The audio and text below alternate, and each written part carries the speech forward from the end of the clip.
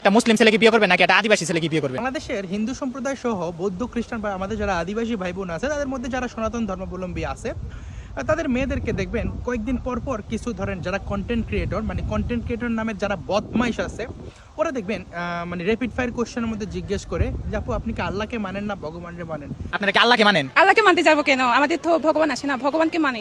ভাই সে আল্লাহরে মানবো নাকি ভগবানরে মানবো তোরে বলবো কেন? তারপর মেয়েটা যখন বলে অ্যাজ এক্সপেক্টেড সে সনাতন ধর্মাবলম্বী, সে বলবে যে ভগবান, সে বলে কেন আল্লাহকে মানেন না? মানে দেখেন, ধরেন আমার বিলিফ, আমি ভগবানকে বিশ্বাস করি, তিনি সৃষ্টিকর্তা পরম ব্রহ্মে আমি বিশ্বাসী। এখন আমি যদি একটা মুসলিম কাউকে জিজ্ঞেস করি যে আপনি কি ভগবানে বিশ্বাস করেন না, সে তো বিশ্বাস করবেই না। একজন হিন্দু কেন তার নিজের ভগবান ছেড়ে অন্যের ভগবানকে বিশ্বাস করতে যাবে? দেন দ্বিতীয় একটা ফাতরামি করে, আপনি কি একটা মুসলিম ছেলেকে বিয়ে করবেন? একটা মুসলিম ছেলেকে বিয়ে করবে নাকি একটা আদিবাসী ছেলেকে বিয়ে করবেন? আপনি জাস্ট চিন্তা করেন, এইটা যদি কোনো হিন্দু কন্টেন্ট ক্রিয়েটর বা ধরেন বৌদ্ধ খ্রিস্টান বা আদিবাসী কোনো ভাই বা কোনো কন্টেন্ট ক্রিয়েটর যদি জিজ্ঞেস করতো, তাইলে এই ভাগুয়া, এই ইসকন, এই আইএসএস, এই জঙ্গি, এই হরকাতুল্লাহ জিহাদ, মানে কোনো কথাই নেই, মানে সে সন্ত্রাসী জঙ্গি, তার মতো সন্ত্রাসী জঙ্গি নেই। অথচ অহরহ কয়েকদিন আগেও একটা ভিডিও দেখলাম, বাট আমি এই ব্যাপারটা নিয়ে কথা বলি না, বাট দেখলাম যে এটা টার্গেটেড ভাবে শুরু করছে।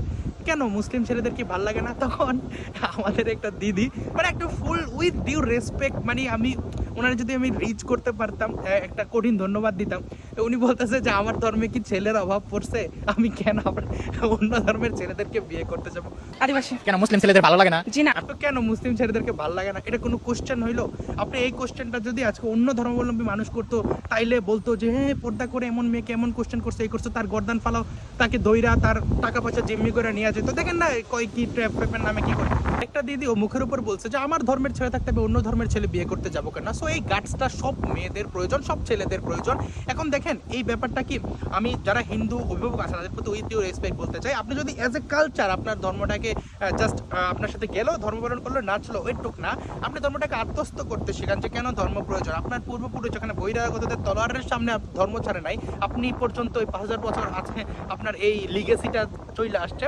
আপনি এপার বাংলা থেকে হাজার হাজার বাঙাল যারা পিঠে কাঁধা দাগ নিয়ে এখনো বাইচে আছে, পশ্চিম বাংলায় চলে গেছে, তারা এখানের সব সহায় সম্পত্তি শুধুমাত্র তার ধর্মের বিনিময়ে তারা ত্যাগ করে নাই, তাদের লিগেসিটা আপনার বোঝাইতে হবে। সুতরাং আপনার যে ডিফিকাল্টিসগুলো, আপনি যে লড়াইটা এই পূর্ববঙ্গে 1946 বা এর আগে থেকে শুরু করা, ধর্মের কারণে যে নিপীড়নের শিকারগুলো হয়েছেন বা হইতেছেন, সেগুলো তাকে আত্মস্থ করান, তাই সঞ্জীবনী শক্তি হিসেবে তাকে ব্যবহার করতে শেখান।